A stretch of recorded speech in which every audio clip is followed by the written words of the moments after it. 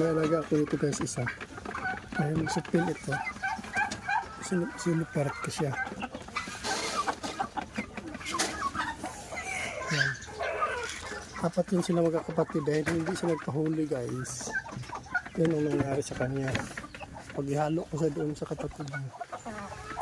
Ito yung tatlo na to. Naaway na siya. Parang hindi na siya nakilala. So, medyo malaki na sila guys.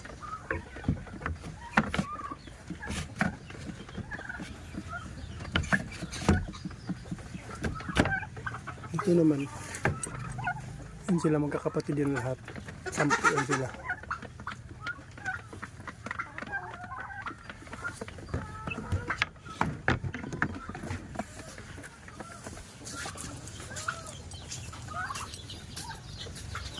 So dito, nakawalan ko sila lahat guys. Kasi nasira na yung mga ano nila. Nasira na yung trapal na nilagay ko. So nabasa sila lahat. Pati yung itlog ko dito guys, nabasa na din. Tinanggal ko na kanina. Parang kailangan ko na itong ayusin ang kulungan na ito.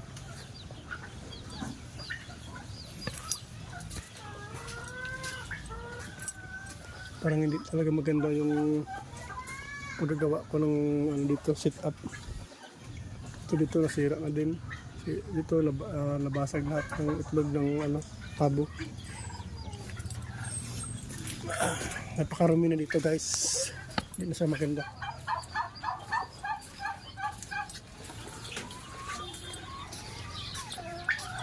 Ito pala si Hulo.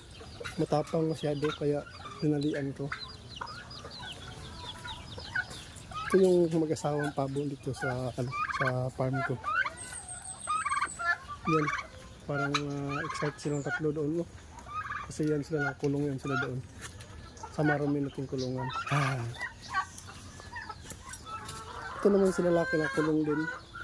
Sama din sa mga babae. Kaya nahabol niya yung bagong yung binata natin na lalaki. Yan guys. Tuturjakin na yan. Ay, tuturjakin.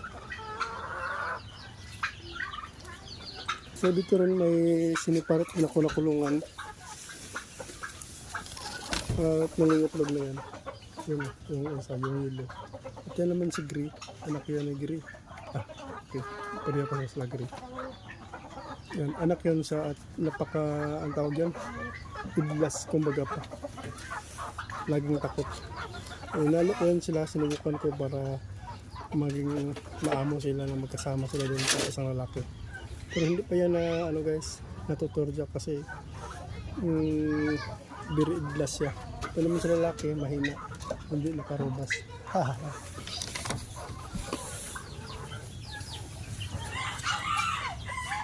Yan sila guys, tungto sila kasi nasa labas sila. Kaya hindi ko sila palalabasin. Labot ko. Ito ito para hindi sila makalabas. Yan, nahabol naman guys. Kawawa guys.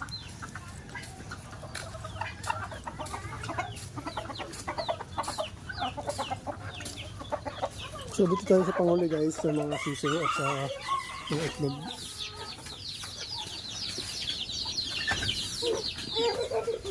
Ayaw mo rigandagan kay mamanok mga hadlok. So ito yung itlog natin guys na galing doon sa nabasa na kulungan. 2, 4, 6, 8, 2, 4, 6, 15, 10 kaya guys, akala ko 8 lang. But dito yung ongoing incubation natin guys. Yan.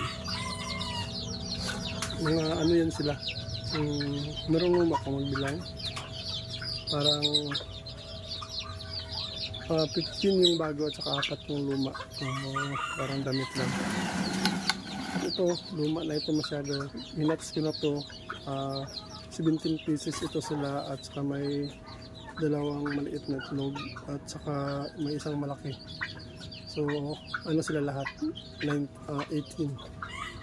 No, 20. So, 10 dyan is 19 na napisa na. At ito yun sila. Kung malaki yung isa guys, nilagay ko yun sila kasi napakaamo siya. Parang kuya siya ng mga sisiw na yan. Galing pala yan dun sa shop na pinagawan ko ng aking sasakyan. Nakita ko kasi may manok sa alaga. At saka ang tawag doon dyan is basilan. Hindi naman yan lugar, manok yan. Kaya binili ko sa halagang 20,000. 200 pala. So ito yung mga napisa din galing sa incubator. Kasama yan doon sa hindi. Ito sila mga napisa talaga ito sa incubator. Merong maliliit, merong malalaki. So sana patuloy na ito sila, huwag nang mapatayan. Actually guys, marami na itong namatay dito. Yung maliliit na sisiw, yung parang hindi lumalaki. So yan guys, bye bye muna ngayon. Ito yung mga manok ko. Medyo marami na rin sila. Malayo pero medyo malayo na din. Tama ba yun? So that's it. Bye bye.